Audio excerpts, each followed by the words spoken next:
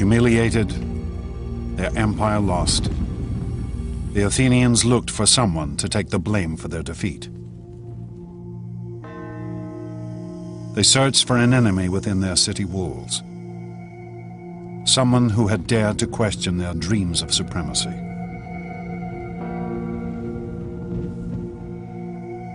They searched for Socrates.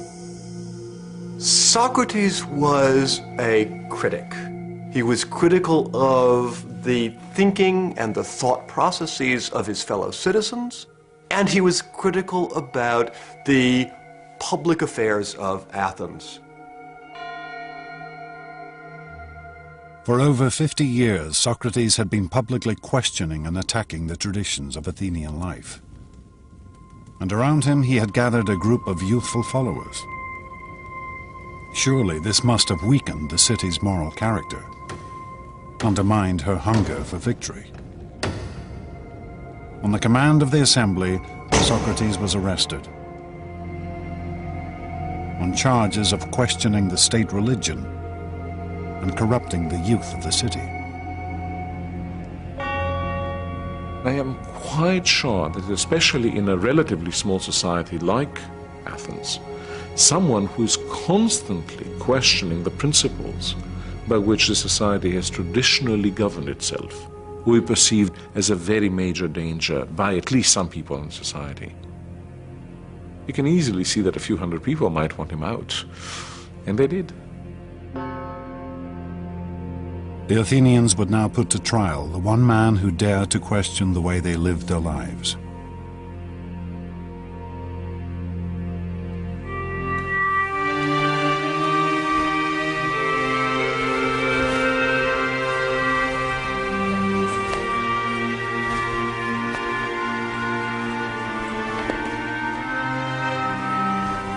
Socrates' trial would be held in Athens' central marketplace, under a canopy to shade the fierce heat of the Greek sun. He would be tried by a jury of his fellow citizens, chosen at random.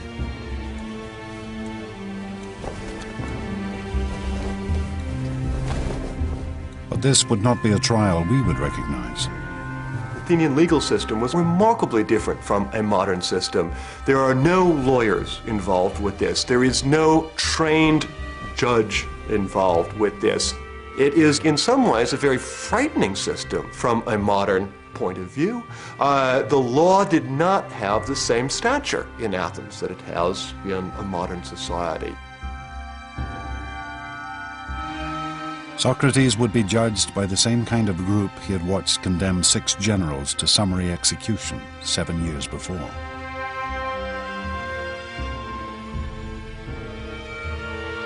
He would be given only a limited time to defend himself. All speeches in the Athenian courts were timed by a water clock.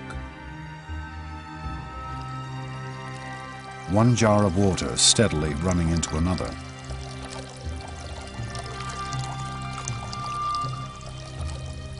But Socrates shows no fear in the face of his accusers. In fact, he is positively stubborn. He explains that far from corrupting Athens, his life of questioning has done nothing but improve the city. To put it bluntly, I've been assigned to this city, as if to a large horse which is inclined to be lazy and is in need of some great stinging fly. And all day long I'll never cease to settle, here, there, everywhere, rousing and reproving every one of you. It is not an approach designed to win sympathy. Socrates is setting himself and his life against the entire Athenian state. He is doing what he thinks is the right thing to do. He thinks the life he has chosen, this life of thinking for yourself, is the best life. As he says in his speech, the unexamined life is not worth living for a human being.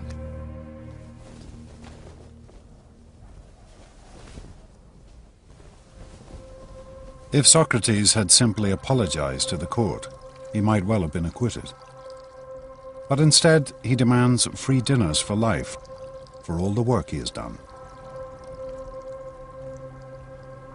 I can just imagine what that jury and the audience of that trial must have thought at the time. They must have been absolutely speechless. When the final vote came, the verdict could hardly have been a surprise.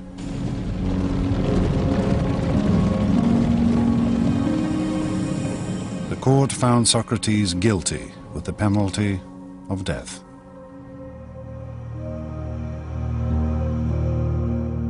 But Socrates reacted with calm and serenity.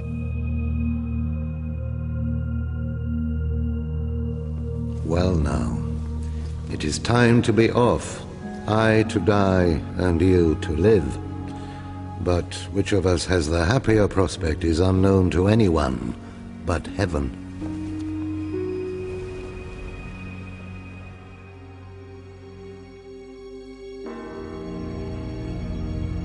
Socrates was taken from the court to Athens prison.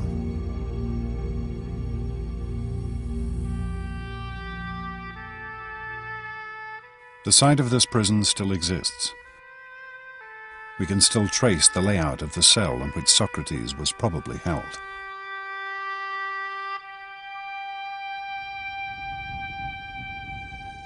And we still have accounts of Socrates' last days from friends who visited him in his cell. They are among the most famous Greek writings. For with his death, Socrates would transform Athens. He would show his fellow citizens that the principles of reason, of questioning the world, were something worth dying for.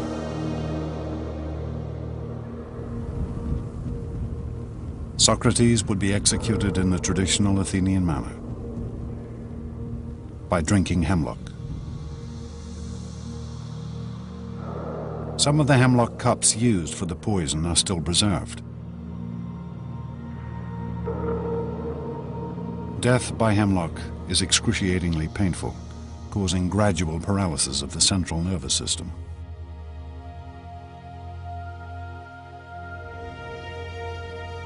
But as the moment of his execution drew near, Socrates turned to his friends, treating the whole affair as if it were nothing at all.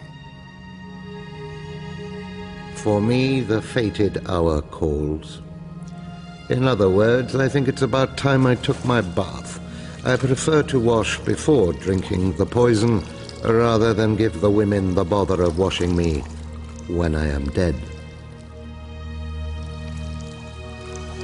But as the hemlock was poured, his friends broke down. We have the account of one named Fido.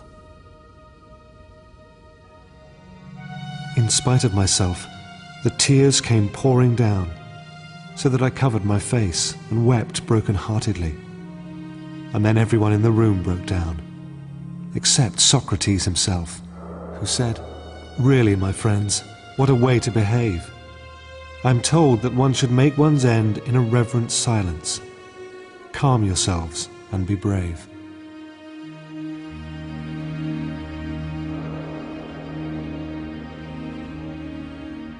As Socrates lay back on his bed and let the poison take effect, his friends watched in silence. Here was a man who was dying not for glory, not for fame and honor, but for the sake of his principles, because he believed that man should question the world around him. It was a sight they would never forget.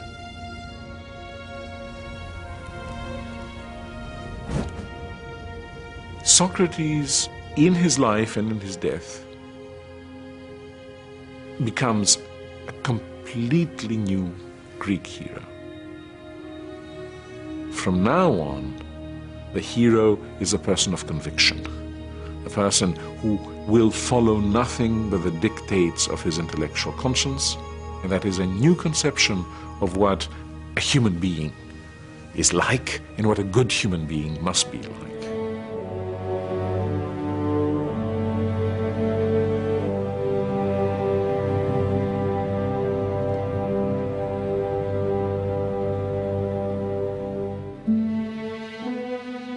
For centuries, the Athenians had believed in one ideal: the vision of a martial warrior hero.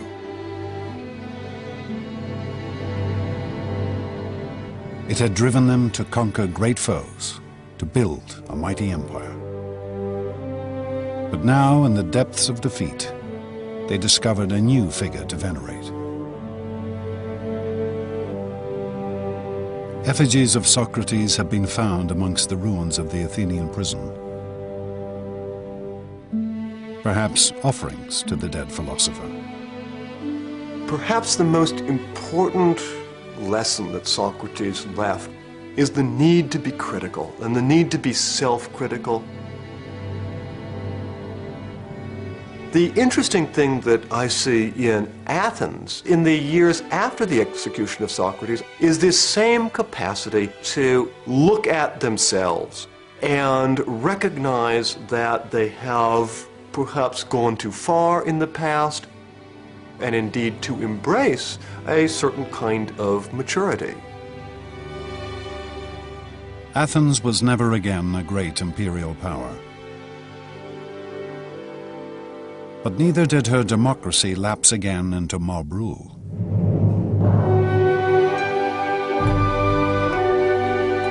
Instead, she became a city of intellectual inquiry.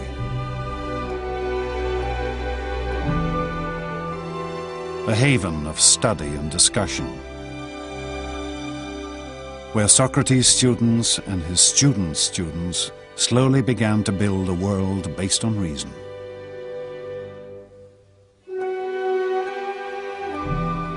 Plato tried to formulate the ideal society. Aristotle studied nature, establishing biology and zoology.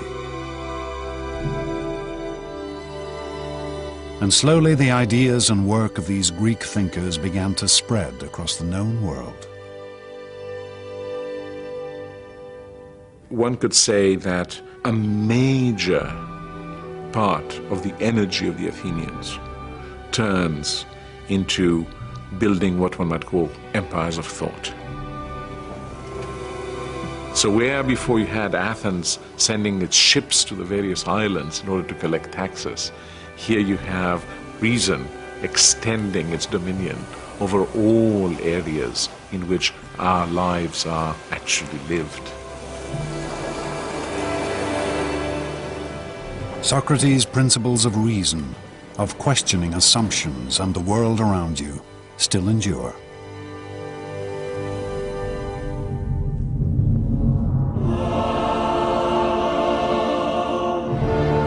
In the space of less than 200 years, the ancient Greeks transformed their world.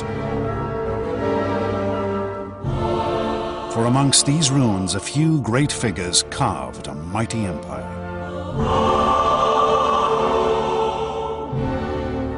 They invented democracy and politics, science and philosophy.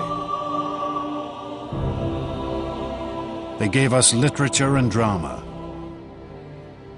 art and monuments which still take our breath away. And ultimately, these Greeks taught us how to reason and think.